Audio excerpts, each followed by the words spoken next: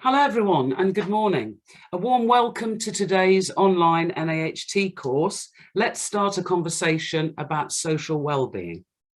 Thank you all so much for taking the time to be with us this morning when things are just so busy in schools. It's good to see we have colleagues from all settings with us this morning, and whether you're a member of NAHT or yet to join, I hope you enjoyed today's session. Today's session is of course one in four, or it's the fourth out of 4 sessions. Please don't worry if you haven't been able to attend any of the previous sessions, as we will be putting catch-up links in the chat and send that information out to you. So just a brief word from me just before we begin about housekeeping for today. We will of course be sharing course materials with you as soon as we're able to. Please do post comments in the chat. And please be aware that all participants can see these and the screen name you've chosen today. As always, if you've attended these sort of webinars, we will have a group poll at the end. And please do check our website for details of our CPD courses and webinars and the exciting pathway events and other webinars coming up. We will try and find some time for some Q&A at the end if possible, but please do post your questions, as I say, in the chat throughout. And now it's time for you to settle down and I will introduce our speaker today. So this morning I'm delighted to welcome David Gumbrell as an author and a speaker on resilience and well-being. David has been a teacher for more than 20 years, working in 5 different schools across Surrey, and a head teacher for 7 years. David has a rich experience of coaching NQTs and also works at Kingston University as a senior lecturer in primary education. Many of you will already know that David is the author of a number of books: Spin, Time and Task Management in Teaching, Lift, Going Up If Teaching Gets You Down, and Risk, Signposting Better Choices to More Adventurous Teaching. And he's also the author of the amazing A to Z of Resilience, 26 Curious Stories and Activities to Lift Yourself Up. David has worked with the NAHT for some time and is one of our Discovery and Pathway authors. So it's a real pleasure to hand over now to David, who's going to start our session this morning. Lovely. Thank you, David. Lovely. Thank you very much. And good morning, colleagues. And well done for taking the time out of such a busy schedule and to come on to this 4th of 4 in the series of well-being.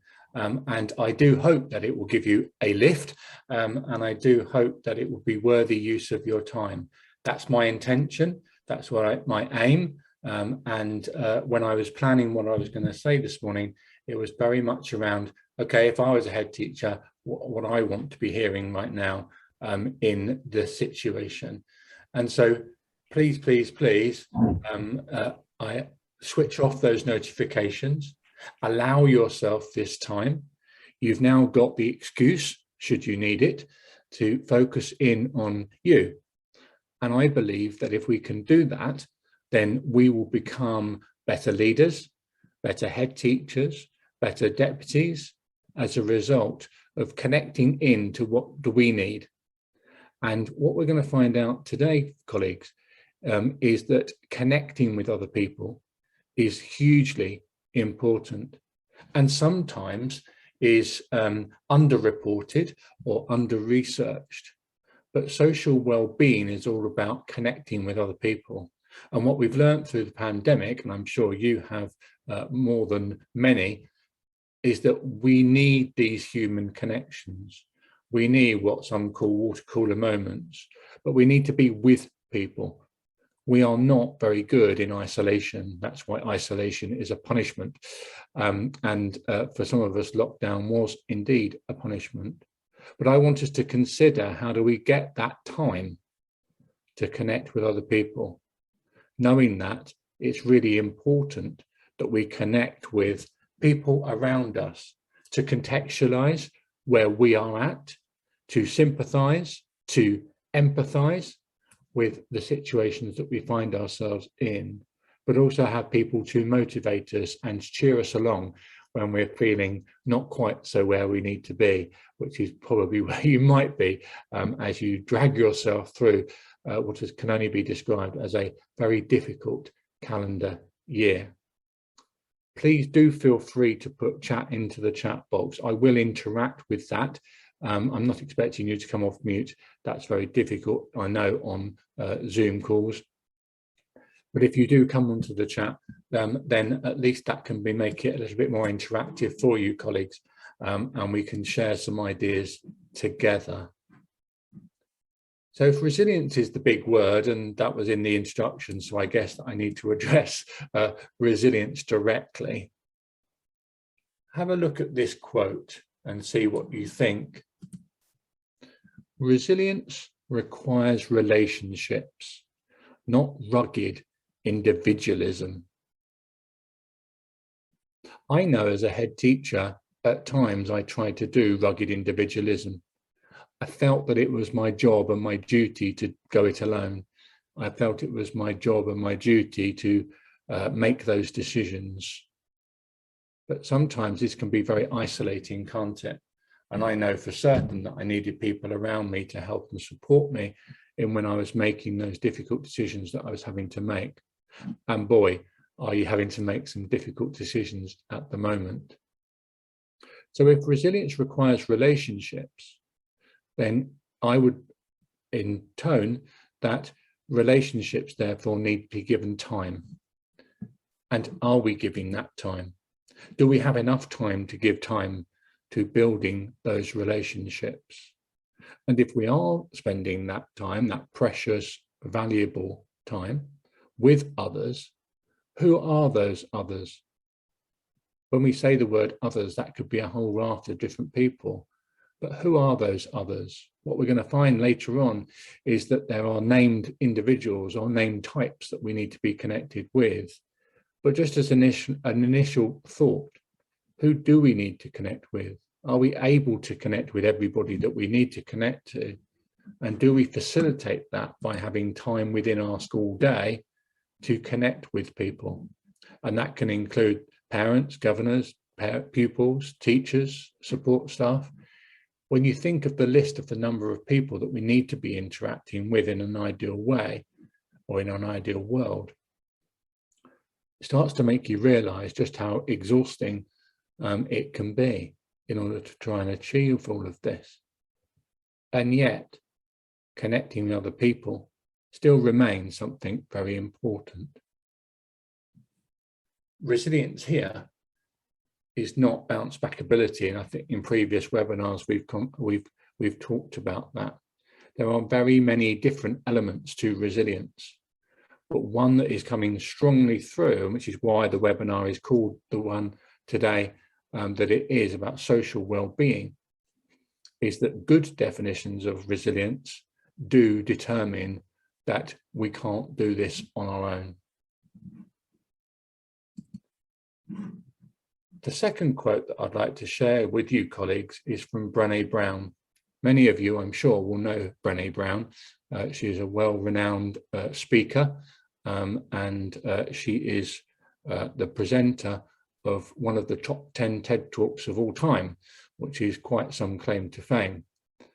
Her talk was on vulnerability, and in the previous webinar, we've talked about the vulnerability of human beings. And part of that, Brené Brown was saying, we are hardwired to connect with others. Hardwired being in our brains, we need to be with other people, but we can't do it alone. Yet if we're doing it right, how come there's a sense of isolation at times in headship? And at these times of isolation, what are we going to do about it? Moving it from a thought to an action, which we spoke about last time for those of you who were able to join us last time, although you can catch up with it if you want. Brené Brown then goes on to say, it's what gives purpose and meaning to our lives. It gives us a reason, it gives us a direction, it gives us a flow, it gives us a reason.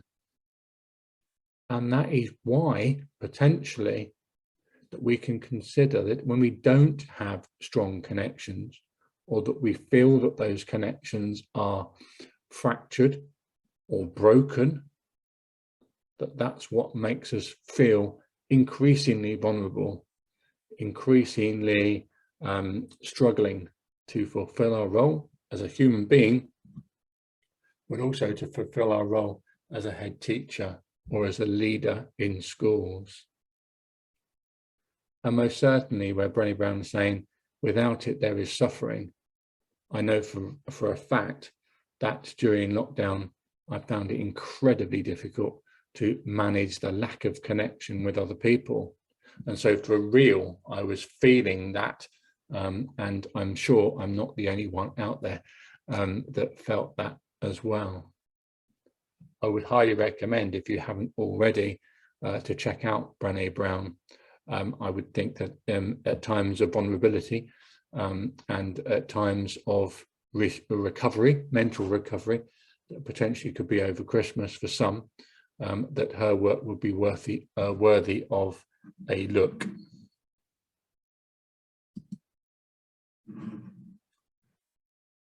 Oh, thank you. So that's really interesting. Yeah, in a special school, some pupils do struggle to connect. Is emotive choice. Yeah, suffering is an emotive choice of words, and maybe that's the wrong choice, colleague, and I agree with that. But I think that having the words is really important, isn't it? And sometimes the words we choose to describe our feelings, which we were talking about last time, actually, colleagues, was it needs to be more nuanced than struggling and not struggling as a dichotomous choice between two polar positions. Actually, what we can do is there's a scale, and in between suffering and not suffering is a whole raft of other vocabulary that we can use. But even special needs pupils and non-special needs pupils, there's a gradation, isn't there? A spectrum. Yes, life is a spectrum. We used to be able to use shades of grey, didn't we, colleagues? But that's got somewhat used in other ways. But is this connection? I love this sculpture. This sculpture, as you could possibly tell from the background of the picture, is in Amsterdam. And I only discovered this just prior to COVID. And so I haven't been able to sit in that empty space between those folk, but I certainly would love to do that one day. And maybe one day I will. But interestingly, this is modern connection, isn't it? And arguably it's connection during COVID. But what's the problem with connection in this way? Is this the connection that the Harvard School was talking about? Or is this rugged individualism, isolation, silos? It appears that two people are connected, as in physically connected, their bodies are connected in some way, or they're close to each other, and yet they're in an isolated world. And so this dichotomy between those two positions is quite stark. And then there's the gap between those two people. But are they connected? Connected can be a word that we can use without really understanding what it means. But is this human connection? For some, yes. For younger generation, most certainly it's what they see as connection. During COVID, we had no easier choice. And after all, we are connecting over the internet now. So there are huge benefits to be had of connecting through social media and through Zoom and webinars. However, I'm not sure that we can survive on just looking at our screens. And I would imagine that you can't either. For those of you who want to look it up, this is the title, Absorbed by Light. I think that's a very clever title. And I see that many people indeed are absorbed by light, that they are connected to their phones more than being present in the moment with the individuals in the room. The thing that really annoys me is when people take photographs of their meal when they're going out for said meal, and that rather interacting with the person in the room on having their meal with, they're sending images of their meal that they're about to eat to others who aren't present there. So I think the point that I'm trying to make, colleagues, is the importance of being present in the moment with that person, so that connection is connection with a capital C. And by that I mean that the distractions of the world around us are not impacting on us being in the moment, being present in the moment with the people who we're with. And this, for me, is very important. Me in my own personal life, but also me encouraging you to really think that through and identify moments where you are truly connected to that individual as a human, as well as a member of your staff. So sitting in the staff room and not talking about work is very challenging, but can be hugely beneficial. And I guess my challenge to you is, are you absorbed by like your laptop, your computer, in your office? And is that remote connection for you? And just taking this moment while we have it to consider that is a useful reflection to take. I'm just going to stop talking for a moment and allow you to have that time now to think about your human to human connections, positive building of relationships.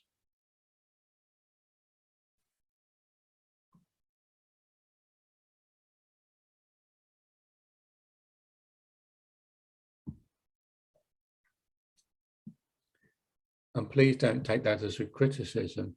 It certainly wasn't intended to be that. More that this is an opportunity for us to reflect on where we're at and then try to make iterative changes in order to improve the situation gradually. And we've talked on previous webinars, if you're interested, about iterative changes can make a big difference over time. And that's how I've got myself to the place that I am now. We're being very contented with who I am and what I'm doing and the motivations that I find within that. But that hasn't happened immediately. I haven't just clicked my fingers and suddenly I was able to do that, basically because I can't click my fingers. So that's partly why I haven't clicked my fingers to make it happen, colleagues. But moving that aside, I certainly didn't happen immediately. I think that's really interesting. Thank you to the person that's just put that in the box, that staff rooms have become a no-go zones. And I think that this has had a huge impact on welfare and well-being. And when we're in our isolated bubbles, that can be very challenging for colleagues. I don't know if that person or any others want to come in on the chat box as to whether or not staff rooms have been a no-go zone or a no-stay zone. I like that, a no-stay zone at the moment. But I think even prior to COVID, what I was finding, and again, you will know better, that staff rooms were starting to become already like Clapham Junction. People would pass through them, but nobody would stop. Everyone was too busy to stop, and almost bragging of busyness has become a thing. I'm too busy to stop. I'm too busy to have lunch. I'm too busy, too busy, too busy. As if busyness was something to be proud of. So there's an agreement that staff rooms have become a quieter place. But my challenge to that would be, have a think about in your schools, where are those connections happening?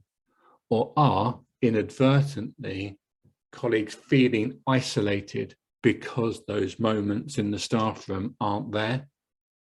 Where else are they finding those moments? Or are they just sitting in a space on their own and therefore feeling very vulnerable? And lovely, that's a lovely idea that there's an outside staff area, as you quite rightly put there, colleagues.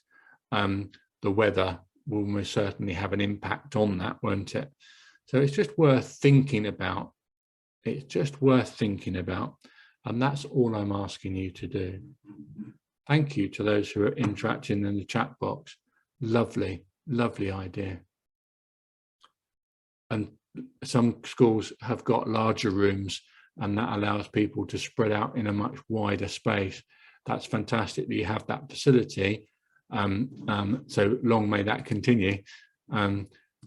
Because the hope, the person has just put that in the chat box, that you would feel that it was worth making that larger room available because of the benefits that it can potentially have. So it'd be interesting you come back on me with that. And interesting, we've got a colleague here who has breakout rooms for year groups, which is a really nice idea. Is that a physical space, or is a breakout room, it tends to be associated with Zoom? Oh, okay, yes.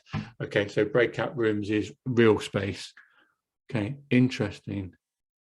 Yeah, but actually, the person who's just put that, staff get to chat about everything and nothing. I think that is a perfect phrase for people to consider. Everything and nothing, and yet so important. But I think that's a lovely way of describing it, colleague. Thank you. We do talk about everything and nothing, but maybe there is a need for humans to talk about everything and nothing. Lovely phrase. I'm actually going to write that down. So thank you for that. Everything and nothing is possibly my my next NAHT webinar. Well, I'll let you in on a secret, colleague, for those of you who've done it. But interestingly, I was under the impression that I had to be open all hours, and that staff had access to me at all times and every moment. But actually, what I learned in writing the third book was that going dark is a phrase. So having encouraged you to then go and build time to be with colleagues, it seems slightly wrong of me to now say that we do need moments of closure and isolation. But that is indeed what I'm saying, and I'll explain it further so that you understand it, or you understand my perception of it, sorry. So in the IT world, going dark is a real thing. I didn't know. You may know. You may be connected to somebody who's in IT and that you know about it. But there is an acceptance that you're unavailable. Whereas I don't believe in teaching that there is such a thing in many schools, that we are available for contact in all times, and that even in evenings and weekends, we've allowed intrusion of work. Excuse me. We've allowed work to intrude into places where we should be protecting ourselves and protecting our life outside of school. So why am I saying that we should be having social time, and yet also saying to you that we need protected time to get our job done? For me, and this is where I want to steer it towards, is the idea that we need to allocate time for certain things. And if we were doing a time and task management webinar, then I would be pushing on this a little bit harder. But briefly, what I'm saying is we need to apportion out our day. And there may be times when we need to go dark. And this is an allocated time where we are able to shut our door and we are able to do the job that we need to be doing. Not all day, but a particular time of the day. And this is an allocated known time, and therefore you're not available at that moment because you need to be productive on that policy or that school development plan or reading the latest iteration of the Ofsted framework.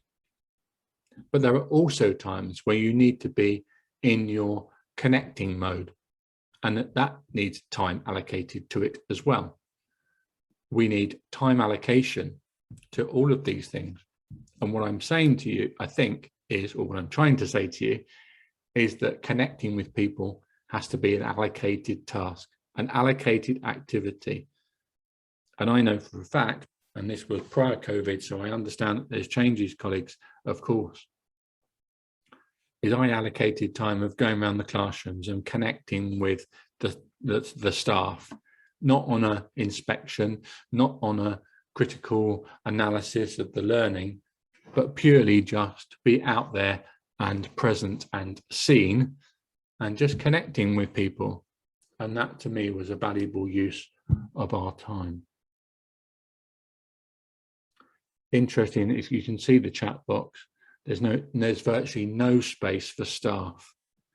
So we've had to eat in cars. Oh, wow. I'm not sure, well, I'm not surprised that has very, very detrimental to staff well-being. And I feel very sorry that the school has got to that position. But I think that there really does need to be thought and consideration given to connection for you in that context. And you can't change the context, but I do think you need to find a solution to build connections, members of staff, and certainly in the coldness and darkness and wetness of winter, this can prove even more challenging, can't it? Okay, so hopefully we're making a gradual inroad into understanding connection. This for me is connection. This for me is what I mean. This I would love to see in a staff room more often. Possibly not because of COVID, or because of COVID, it's harder to have these moments. But when you see two people genuinely connecting, when you see people who are really in the moment, both are benefiting. Resilience on both sides is being topped up. And the simplicity of a cuppa and a chat is about talking about everything and nothing, which is my new favorite phrase, brings so much to both, and therefore is time well spent. Time well spent on topping yourself up in a very efficient, productive way. You feel better, they feel better, and it's all done in a fixed, finite amount of time. And actually, when we do concentrate on connection and do it with a capital C and not a small c, boy, can that make a difference. I don't know who Anon was, but they had a good day when they wrote this. Time spent with others is most certainly time well spent. Because of all the things that I've said so far, and because all of the things that I haven't said yet, we need time with other people. So we need to build that time in. And isolation in cars, colleagues, is not the solution to that. And COVID has made that harder. I recognise that. But what I would challenge that notion is therefore we need to work harder on the connections, because our staff are suffering. It is detrimental to their well-being if we don't find a solution to that. And that includes you as well.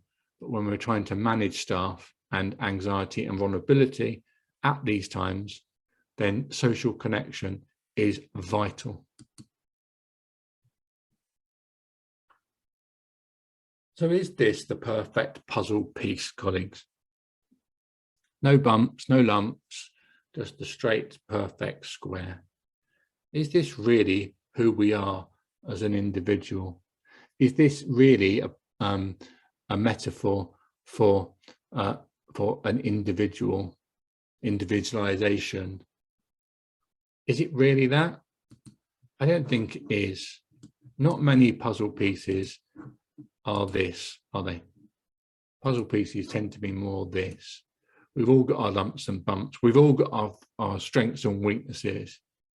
And as a result of our imperfections as human beings, what we are is just one jigsaw puzzle piece in a wider jigsaw.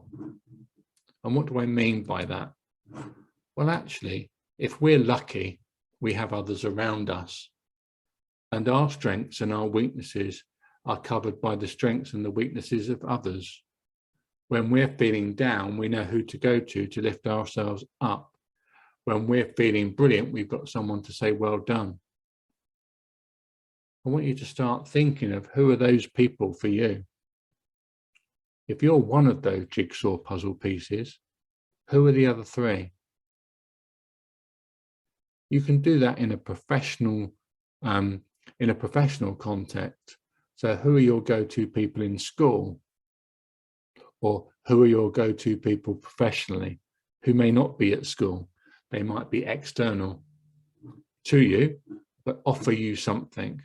And as a result of being with those people, you feel more aligned with your direction of travel. You feel more confident in the trajectory that you are heading on. And that mentally, as a result of those interactions, that you feel better. This is the key, folks. This is the key. Now, when I see that previous slide, I think actually that's not enough. Maybe that's not enough. Maybe the 3 people isn't a big enough network for me. And that during my day, I might need more. So think of this. You're the middle piece. Who are the pieces around you? Now, for this one, you may be able to include those outside of school as well as those in school to create a fuller picture of your network, the people around you, the people that matter the most. Who are those people? Who would you attribute those puzzle pieces to? Now, what I don't want you to think is that if you don't include somebody, they're not important. That's not what I'm saying. What I'm saying is if you're the central there, who do you need around you to make you the best leader that you can be? I do lots of projects and lots of presentations and lots of writing, but I know that I've got people around me that make me a better writer, who make me a better presenter. And without them, I couldn't do what I do. But in identifying them, that helps me to know who they are. So if I'm going to nurture relationships, if I'm going to nurture my connections, and if I'm going to spend my valuable time token on anyone, these are the people of the greatest investment, because my time token is well spent if I spend it on them. But who are they for you? Now, this is not something to come onto the chat box and tell me about. Okay, this is a private reflection for you to consider these people. But once you've considered them, nurture them, invest in them. And by that, I mean, you don't have to buy them a Christmas present, but you do need to recognize verbally their contribution to the fullness of you. Let's have a game, colleagues, a virtual Connect 4 game. Not going to be easy in these current circumstances, but we're going to give it a try. What research tells us is that there are 4 types of people who we need to be connected to. So what I'm going to do is I'm going to share this research with you in a very simplified way, so that you can make sure that you've got the people around you that you need. Now, on each of the next 4 slides, what I want you to consider is who plays that role for you. You may even want to write it down on a piece of paper. Don't panic, the 5th slide in 5 slides time will be a summary. So you'll have a reminder at the end of the 4 categories. And a common question I get is, can the same person be for all of them? And my answer is always the same. It's lovely that you have that person available to you that can cover off so much of the ground. However, if that person is not available at some point due to whatever reason, then where are you going to get your support from? So try to divide it, try to divide these roles out rather than keeping them all together. Does that make sense, colleagues?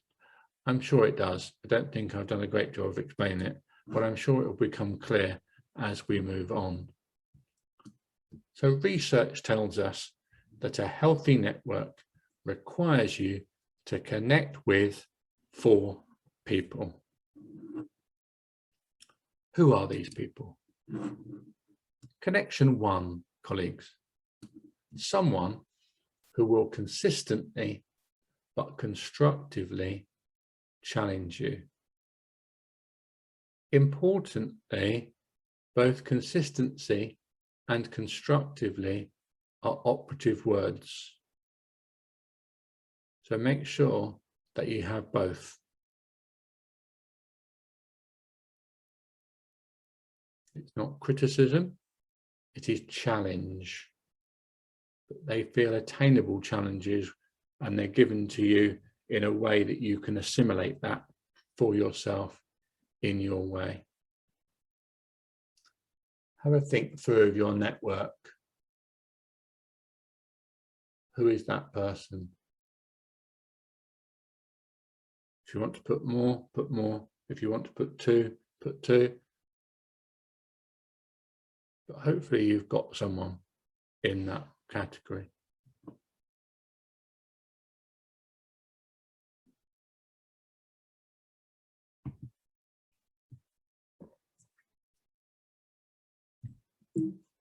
The second person, or the second type of person that we're looking for in our network colleagues, is the unconditional cheerleader who supports you because of who you are and not for your achievements. Who is that person? Who is that person that thinks you are the best thing since sliced bread, that supports you in your vision, supports you in the way that you want to go about doing something, backs you, gets you? Who is that person that comes to mind when I talk about it in that way? Who tops you up with the way that they big you up?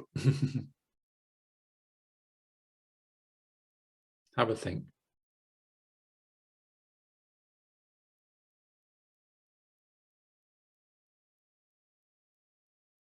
I've got a clear picture in my mind who that person is for me, but it doesn't matter who mine is. What matters is, have you got that person? Do you nurture that person? Do you tell that person this is the role they play for you? Because I know that I do, of my person that automatically comes into my head. Person number 3, colleagues, is someone who's going through a similar experience, who can sympathize with what you are feeling. Professionally, this can be networking with other leaders. And I think that's where you potentially will be drifting off to in your thinking.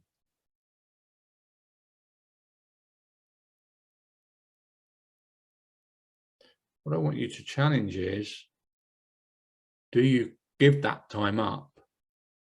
Do you invest that time in making those connections? Has that drifted since COVID? Has that drifted over time? And how are you going to get that back? How frequent is frequent enough to meet with that person? How often do you need it? How do you know? When's the point where you call them? Or does it just happen anyway, proactively rather than reactively? Because sometimes, colleagues, we react to situations rather than be proactive before the situations have occurred. And if it's a regular feature of our diary, connecting with a certain person, it's monthly, we tend to make those times. If we get it in the diary and we give it a name, it tends to happen, which we're going to come on to in a minute.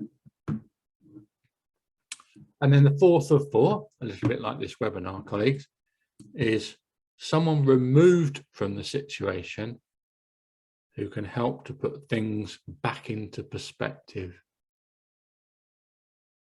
I remember saying to a paramedic that I had a hard day, and they very carefully and very constructively said, "No, David, you haven't had a hard day. I've had a hard day." And actually, it was true. It made me sit up and think. It put myself into context, my position into perspective. And actually, there was lots of things that I was lucky for. And my day was tricky, but it wasn't desperate. So again, it's that nuance of language which we were talking about earlier, that's just so important here. A day doesn't have to be good or bad, terrible or wonderful. There can be elements that are good, and there can be elements that are not so good. But it's important to identify both.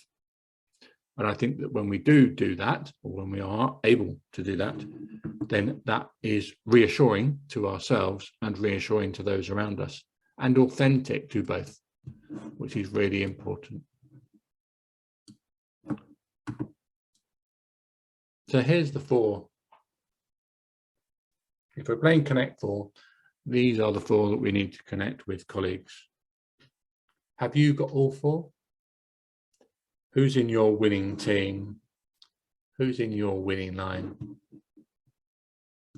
I hope that you've identified, or you've been able to identify, all four. And that's wonderful. Well done. Perfect.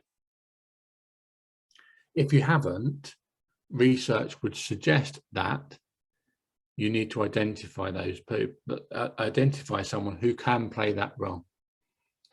What research also tells us is that connecting with these people matters to our well-being, to our resilience. Our social well-being can be affected if we don't do all of these four. So do you, is the question that I'm asking.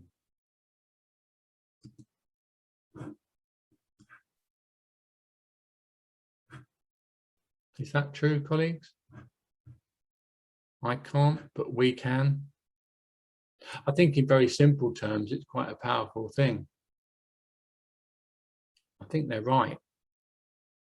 It doesn't actually attribute who it said on this one, and I can't actually find out who said it, but I think they're right. I don't think I can do very much on my own without the help and support of other people, and my well-being being in a good place because of, and as a direct result of, being around other people and making sure that I give myself that time to connect with others. Interestingly, as a head teacher, I really liked this slide, seeing eye to eye.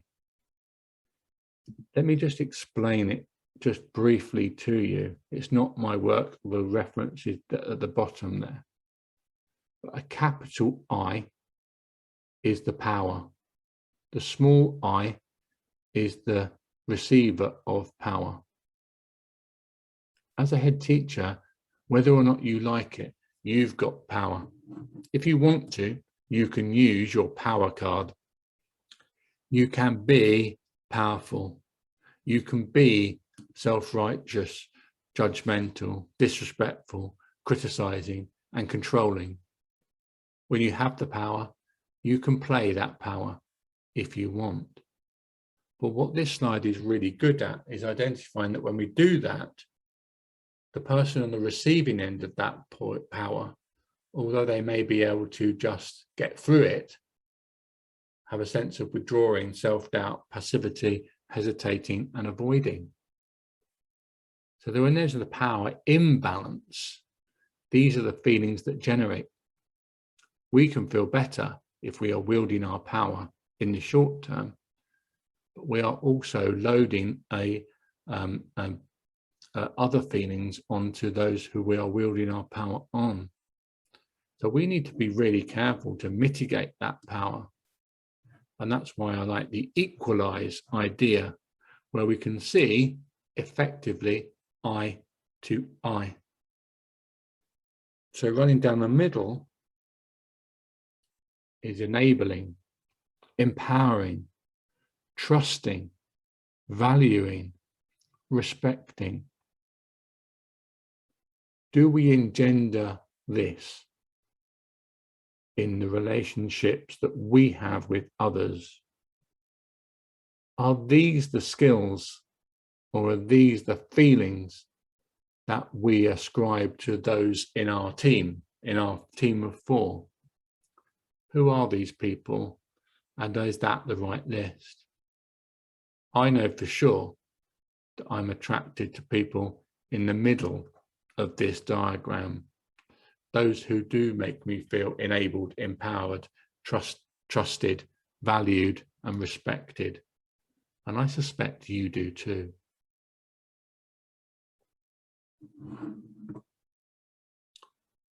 And to the colleague who has just written in the chat box there, very sorry to hear that news.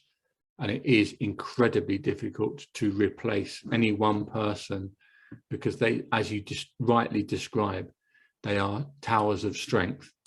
And when one of those towers falls, it is very difficult to build back that person. But what I would say, colleague, is that trying to find not a replacement, but someone who is also effective in that role is still worth looking for and still nurturing. But I'm very sorry to hear that news that you described there. But I'm sure that you will find the next person who is just as brilliant as that person was in supporting you. So how best can we connect with others? That's the question that we need to ask. Putnam says that we need to try bridging and bonding. And when I initially saw this, I thought, what's this saying? What's this saying to me? Does it matter? Where's it going? Well, bonding is bonding with people like us, and bridging with people who may share an interest with us. I like the idea of bonding and bridging. Bonding is easy. Birds of a feather flock together. It's the sociological superglue, as Putnam describes it. We stick to those who need to know. But bridging is like sociological WD-40, as he describes, which I really like. It's the idea of working hard to build connections with people that previously we haven't built connections with. And at these moments, what we're doing is we're uncovering new information of interest about this person. We are finding commonalities to people that we didn't think we were similar to. And this can be as empowering, if not more empowering, than bonding. I think there's a distinction between those two, and I think that distinction is important because we need both. And there are times where bridging is good, and there are times where bonding is good. And I think that we need both, just like we need those 4 connections that we've had before.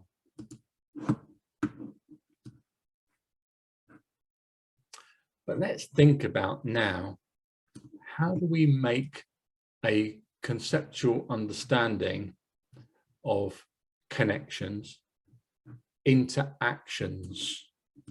How do we actually make this happen? How are we going to iteratively improve our connecting with other people? What could the next step be?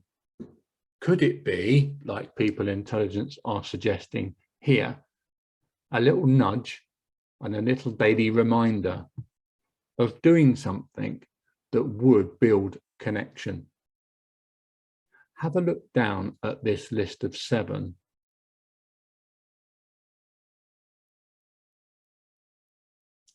Which of these 7 is something that either you've already done today, although I realize it's early within the day? Or secondly, which of these 7 would you be tempted to try?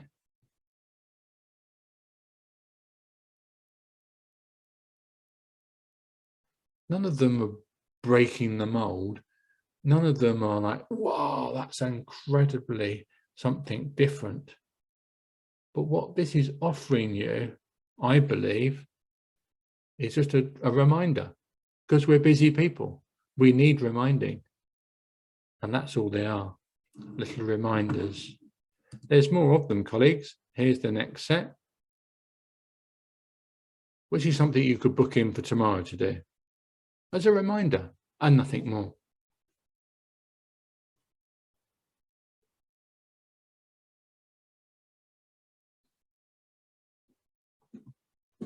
Number 10 is a good one.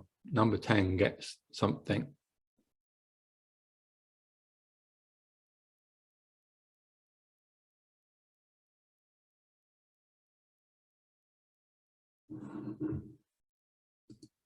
It's about the next grouping, colleagues.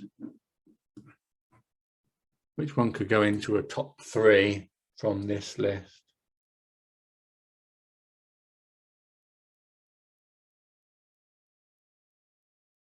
Number 18 goes back to the Amsterdam sculptures, isn't it, colleagues?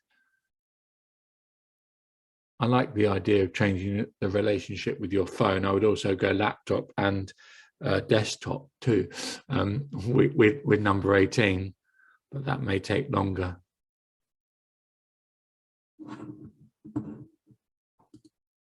And one last slide. Do any of these fight for the top 3 now you've seen them? Or have you got your top 3 of ones that you're going to try?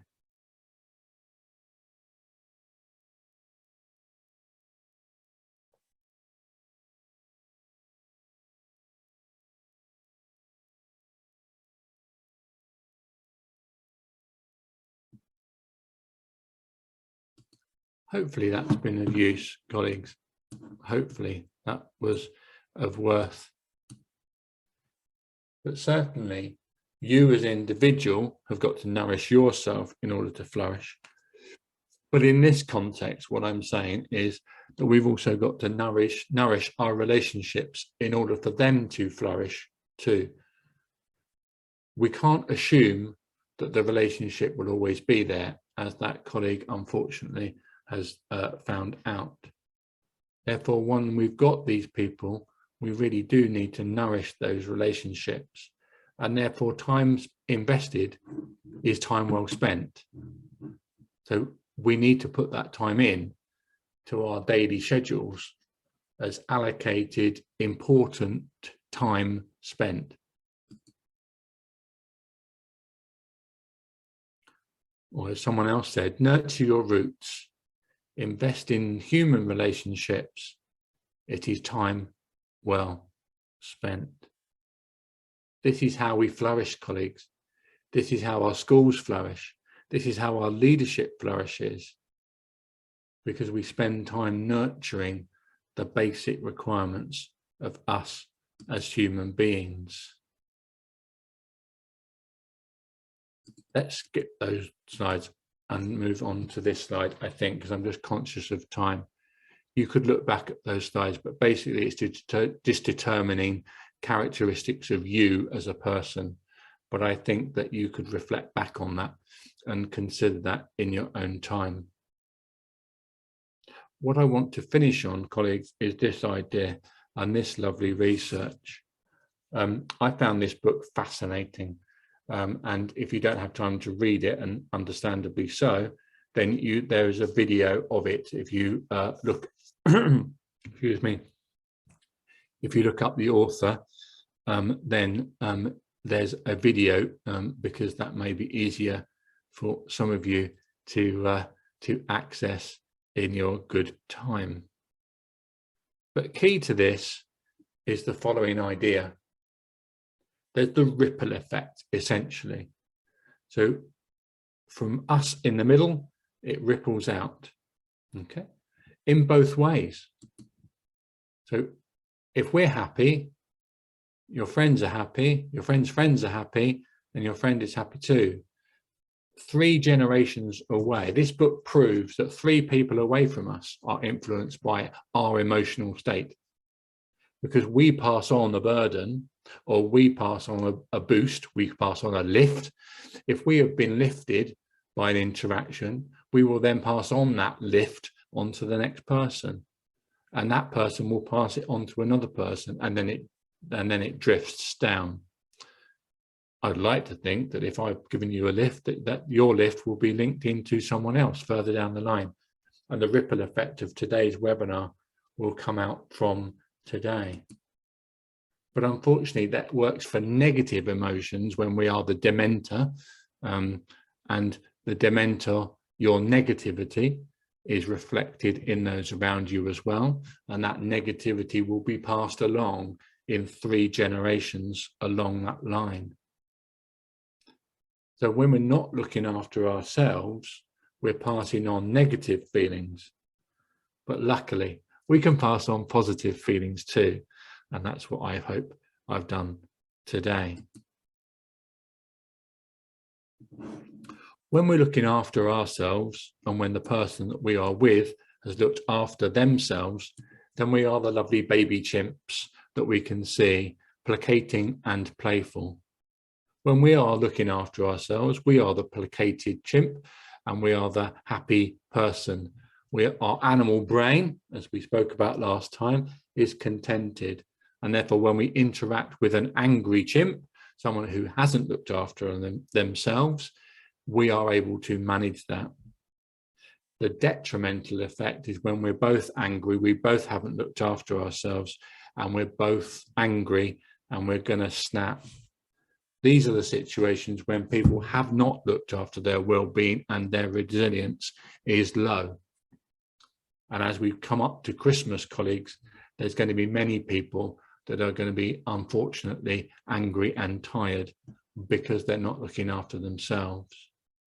But what I hope I've done today in the very short space of time that we've had together is really raise the profile of the importance of looking after yourself and nurturing the relationships of the people around you, and to move it from if to when.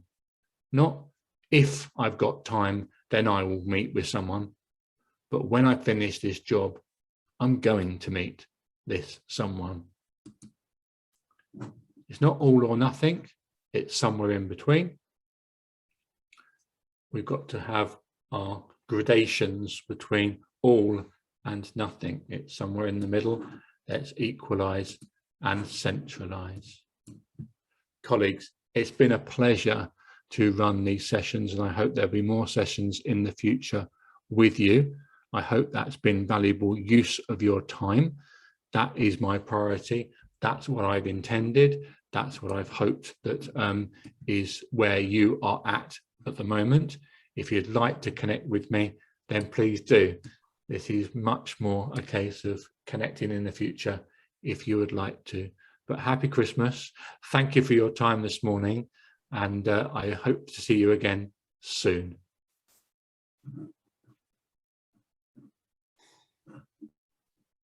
And thank you very much to David. I've just posted the poll up if people would like to just complete some feedback there just before you sort of disappear. My colleagues has put up information about our previous events, really from David. But, you know, what a fantastic session, David. Thank you very much. Thinking about our human-to-human connections, and also just to take some time to think about what makes us contented, which has been really valuable. And who doesn't love a game of Connect 4? Didn't think it was going to go that way, but very thought-provoking. Thank you. And really, you know, sharing the value of investing in all of our human relationships. So a really, really excellent session. Thank you. And my thanks to Natalie because you now have the title for your next NAHT webinar, I think. I think we all heard it here. Everything and Nothing, I do believe it's called. So, I think, yes, I think we need a personal invitation to Natalie if that does come off. But she'll definitely get that one for free. Absolutely. So yes, thank you very much. An absolutely fantastic session, and thank you to everyone for taking time out today. Hope you've enjoyed it, and we look forward to seeing you all again soon. All right, take care. Thank you. Bye-bye.